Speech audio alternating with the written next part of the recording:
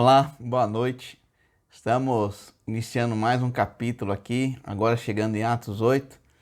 Espero que esses vídeos, as aulas, estejam acrescentando bastante na vida de vocês, na sua leitura bíblica, no seu devocional, na sua fé, Principalmente em tempos de tantos desafios, Eu espero que o que a gente está estudando juntos possa estar acrescentando bastante na sua fé. Lembrando sempre que o Espírito continua atuando e Deus continua reinando e Jesus está ao seu lado. Queria muito encorajá-los para que vocês assistam mesmo as aulas, Comentem, encorajem uns aos outros, porque a gente tem buscado fazer de todo o coração.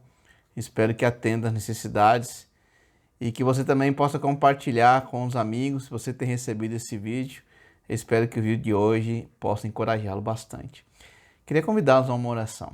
Pai, que bom ter a Tua palavra.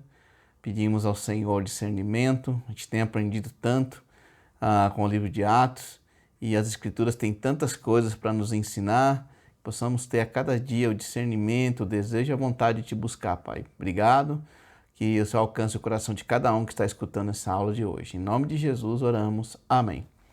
Então, domingo passado eu falei do capítulo 7, de Atos. E esse capítulo 7, ele fala da história de Estevão, E como eu compartilhei, Estevão foi o nosso primeiro mártir do cristianismo, Aí, assim, e nesse nível, de ir até o fim, de ser assassinado, a pedradas, acusado de blasfêmia. Então, eu falei um pouco sobre isso, sobre a visão. Nós focamos muito sobre a visão de Estevão, A visão de Estevão é muito inspiradora, Ele vê Jesus em pé, pronto para receber ao lado do Pai, e isso causou fúria, no Sinédrio. Após a morte de Estevão, o que a gente acompanha, é a perseguição da igreja. E um dos personagens principais dessa perseguição foi Paulo, Antes, Saulo. Ele encabeça essa perseguição. Então, interessante, que Paulo, sem saber, ele já estava sendo usado, por Deus, como um diretor de missões, Sem ele saber, ele acabou contribuindo e muito, Depois ele se converte, mas ele sempre foi um instrumento, mesmo quando ele pensava que estava jogando contra, ele estava de uma maneira peculiar ajudando a igreja, sem saber, Então, o que a gente vê lá em Atos? Queria que você fosse lá em Atos capítulo 8. Vamos começar no versículo 1, diz assim: E Saulo estava ali consentindo na morte de Estevão. Naquela ocasião, desencadeou-se grande perseguição contra a igreja de Jerusalém. Todos, exceto os apóstolos, foram dispersos pelas regiões da Judéia e de Samaria. Alguns homens piedosos sepultaram Estevão, fizeram por causa dele grande lamentação. Saulo, por sua vez, devastava a igreja, indo de casa em casa, arrastava homens e mulheres e os lançava na prisão. Os que haviam sido dispersos pregavam a palavra por onde quer que fossem. Indo Filipe por uma cidade de Samaria, ali eles anunciava o Cristo. Quando a multidão ouviu Filipe e viu seus sinais milagrosos que ele realizava, deu unânime atenção ao que ele dizia. Os espíritos imundos saíam de muitos, dando gritos, e muitos paralíticos e mancos foram curados. Assim houve grande alegria naquela cidade.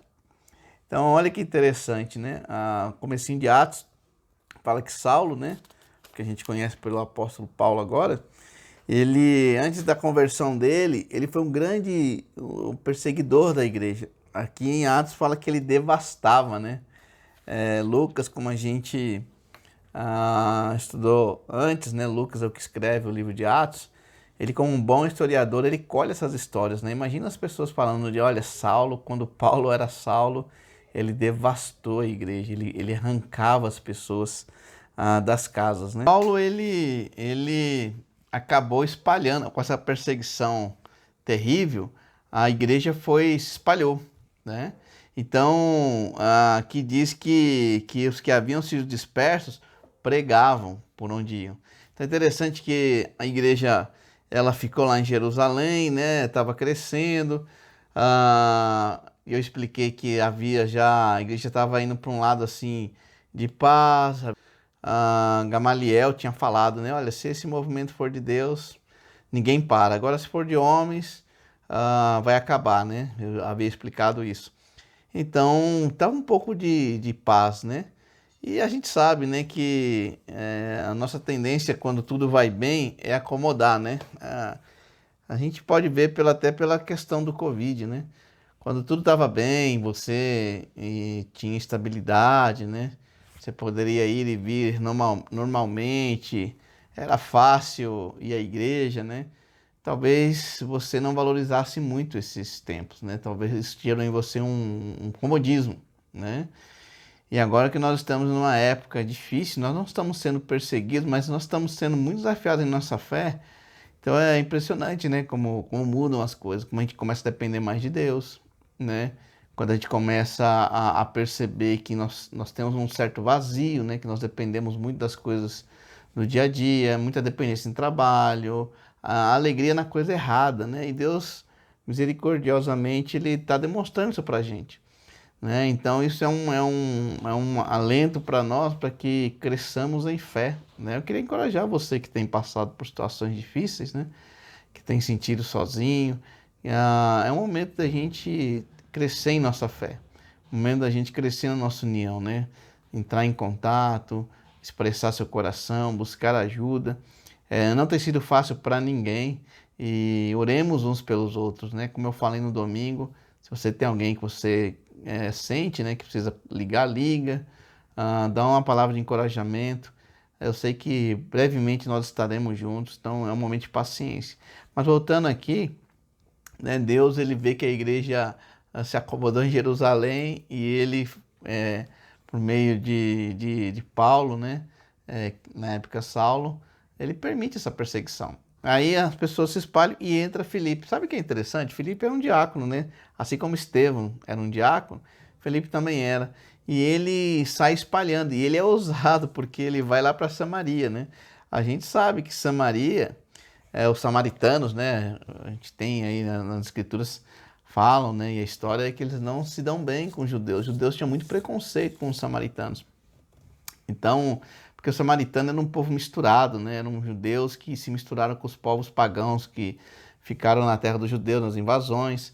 Bom, depois você pode saber mais sobre isso, mas era um povo que misturava muitas coisas. Eles não tinham respeito à lei, respeitava mais ou menos, né? Havia uma mistura, então eles misturavam religiões. Então os judeus tinham pouco não, bastante desprezo pelos de Samaria, né? Mas Filipe vai lá e vai pregar em Samaria, o Espírito vai levando, né?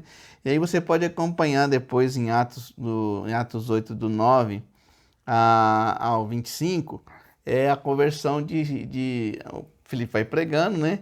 E aí o Simão, o mago, ele é convertido. Simão o mago era um homem muito importante e ele enganava as pessoas com muita magia.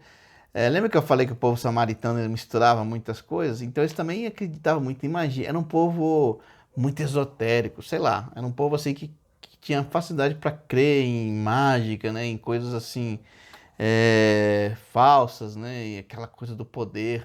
E esse Simão era um cara que ele conseguia enganar o povo, né? E ele era considerado um cara até tinha recebido muitas riquezas.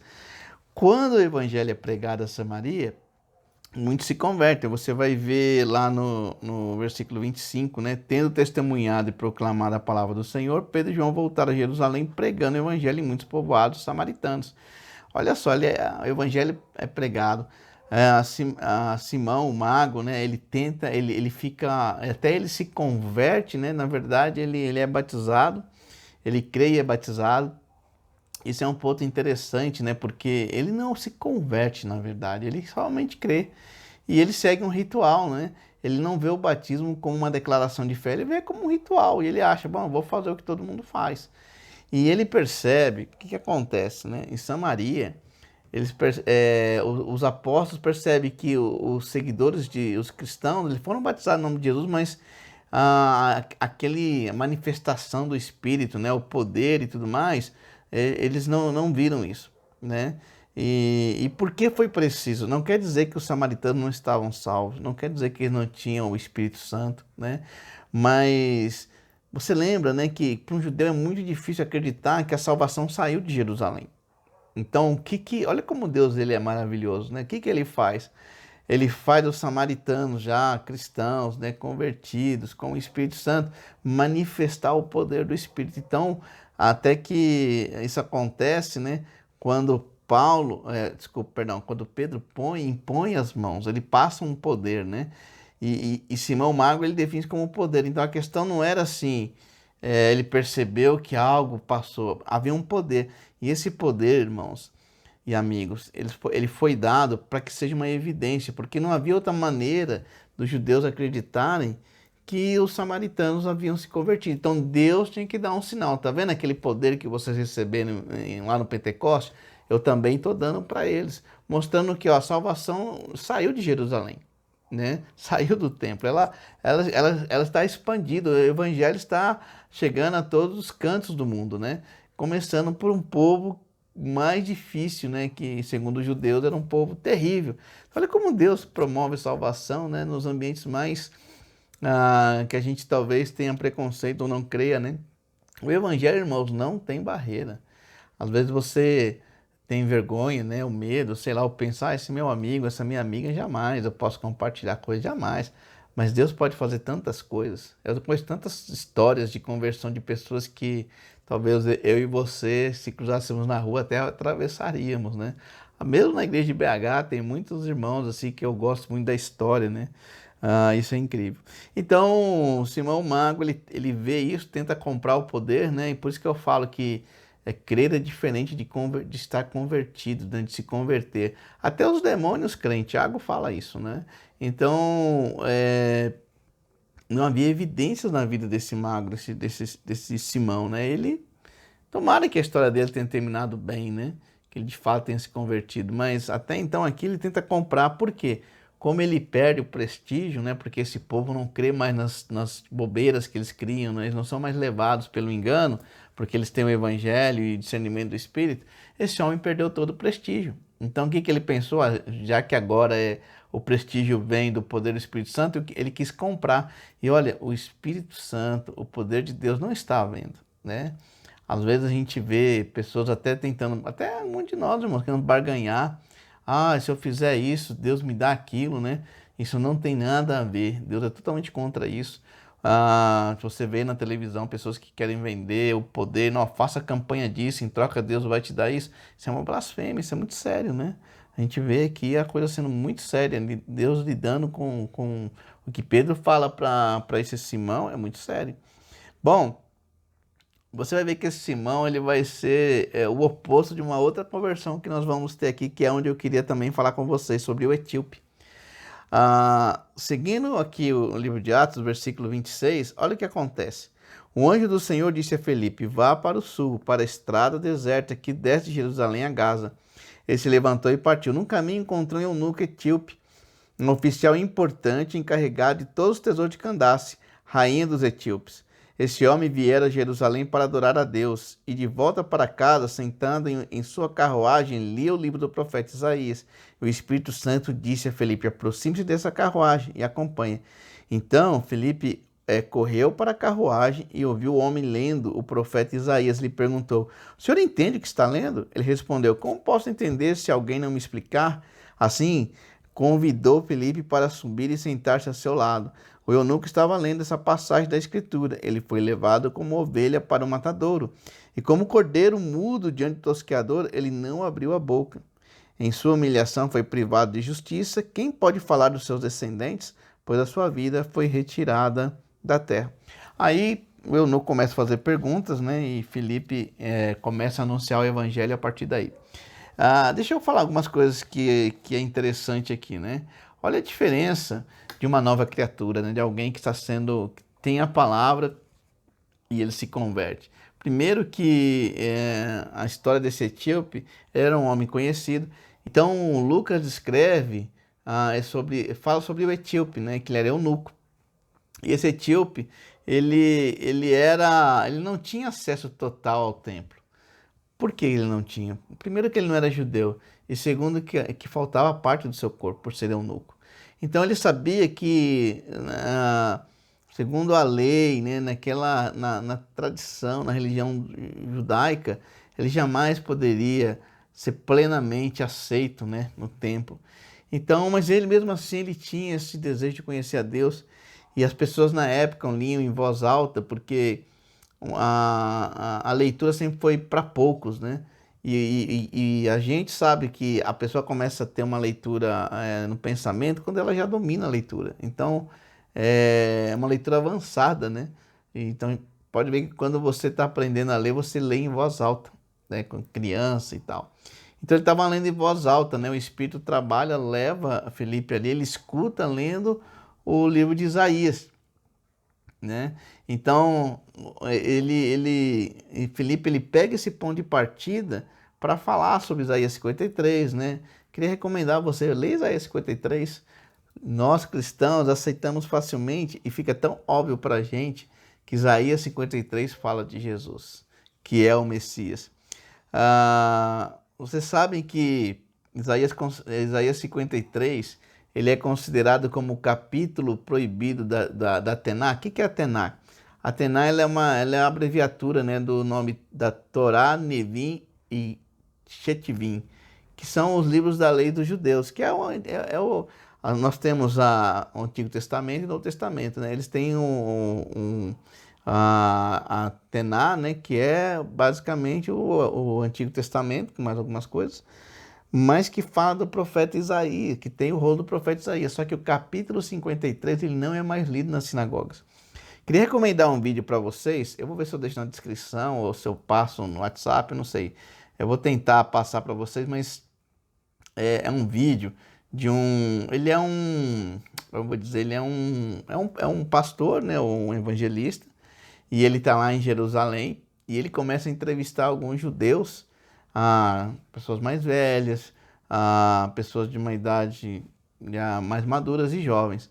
E ele começa a perguntar: você já leu no livro, no Tená, Isaías 53? Ele: não, peraí, o que é? Fala sobre o Messias. E ele lê no próprio, né, no livro dos judeus. É a Bíblia que os judeus usam, né? E o pessoal fica assim impressionado, porque muitos não conhecem. De quem que ele está falando? Ele fala assim: é de Yeshua, que é Jesus, né? É Jesus. E aí um dos jovens fala: pois é, e Jesus realmente ele é alguém que nós recusamos, né? Rechaçamos. Então eu queria recomendar, porque é até emocionante. As pessoas, quando elas ouvem isso, elas falam: puxa, mas por que não é falado, né? Então, nas sinagogas de hoje, eles pulam o Isaías 53, porque eles sabem que todos logo vão assemelhar Isaías 53, que é sobre o Messias, sobre Jesus. E é isso que é interessante, irmãos. Assim, a gente tem que entender que toda a escritura, texto bíblico, vai acabar apontando para Jesus, né? Filipe, ele teve essa habilidade, né? Ele pegou o ponto de Isaías e proclamou a boa notícia, né? Então, eu queria muito encorajar você a entender e confiar no poder das escrituras. Uma coisa que eu acho interessante no Etíope, que eu queria falar, olha a diferença de Simão, né? Simão, ele acredita, mas ele não se converte, ele tenta comprar esse poder, né? Já você vê o Etíope, que é um homem de muito poder, né? Ele é um homem importante. Ele escuta a mensagem, ele é humilde, ele pergunta: olha, como é que eu posso aprender, né, se ninguém me ensina? E o Espírito Santo usa Filipe, e o etíope tem um discernimento. Porque se você acompanha a Escritura, conforme Filipe vai pregando e vai falando sobre conversão, arrependimento, e ele entra na questão do batismo, né? E o batismo é uma confissão de fé, você confessa Cristo, né? E ele fala: você crê com os seus lábios que Jesus é Senhor, e ele fala assim, então nada te impede. Então ele toma essa decisão, né? E ao discernimento, olha, não precisou ser um estudo longo, né? Foi rápido, foi profundo, e esse homem se converte, né? Ele é o responsável agora de espalhar o evangelho para a terra dele. E eu tive pensando, né? Eu acho que muitos de vocês sabem que a minha conversão foi assim: eu comecei a estudar a Bíblia e estudei na parte da manhã inteira, à noite eu fui batizado. Eu lembro que alguns me falavam assim: nossa, você tem um ótimo coração, hein, para você aceitar a mensagem. E durante muito tempo, eu confesso, na minha estupidez, eu achei, né, acho que eu tenho um coração bom mesmo, né? Irmão, ninguém tem um coração bom, né? Aí mais tarde eu fui amadurecendo e eu pensava assim, puxa, na verdade eu tinha um coração, era muito ruim, né? Então quando eu vi a mensagem, eu me converti. Mas aí depois eu tive um outro discernimento que eu acho, que eu acredito que é o claro. Eu tive o privilégio, irmãos, do Espírito Santo me dar discernimento. E rápido, porque ele quis, né? Em um dia. Ah, se você realmente é um convertido, não importa se você levou um dia, meses, anos, né? O que importa é que cada um de nós fomos convertidos porque o Espírito Santo nos deu entendimento através de pessoas. Então, eu lembro da situação onde eu tá lendo e aquilo tá me queimando. A pessoa que estava estudando a Bíblia comigo, ela se retirou, fiquei no carro dela lendo as Escrituras, fiquei e ali, irmãos e amigos, né, o Espírito Santo ia me convencendo e eu li aquelas coisas e eu entendia que era tempo de eu me entregar a Cristo, né? Isso foi uma experiência incrível, mas porque o Espírito Santo deu discernimento. Eu queria encorajar você, né, quando você estuda a Bíblia com as pessoas, não é a sua performance que vai mudar a vida das pessoas, é o entendimento que o Espírito dá às pessoas que Deus nos usa, né, para que a grande comissão seja cumprida, mas ele, para que a igreja seja expandida, mas ele também, sem o discernimento do Espírito Santo, ninguém se converteria. Então, ore para Deus usar a sua vida, né, mas ore principalmente para que as pessoas com que têm contato com as Sagradas Escrituras, que ela tenha um discernimento, né? Eu fiquei tão feliz de ler esse capítulo, de ver conversão, né? De ver o evangelho se espalhando, e aí cai, o próximo capítulo é a conversão de Paulo, e aí você vê o evangelho ganhando dimensões no mundo inteiro. Mas eu queria encorajar você com Atos capítulo 8. Tem muita coisa interessante aqui, mas lembrando disso, né? A igreja é perseguida, o evangelho é espalhado, pessoas se convertem, alguns sempre vai haver alguns que são falsos convertidos, né, que sempre vão ser revelados. De repente você encontra lá Filipe com o etíope, esse homem rendido a Deus, né, e ele é aceito, né, ele lembra que ele nem podia ter acesso ao templo completamente, agora ele é totalmente aceito por Deus, né? Olha que incrível, né? Olha a mudança, as pessoas de Samaria lá se convertendo, Deus tirando um povo de um engano enorme. Olha como o evangelho é poderoso. Queria muito encorajar você, compartilhe o vídeo com seus amigos, compartilhe as escrituras.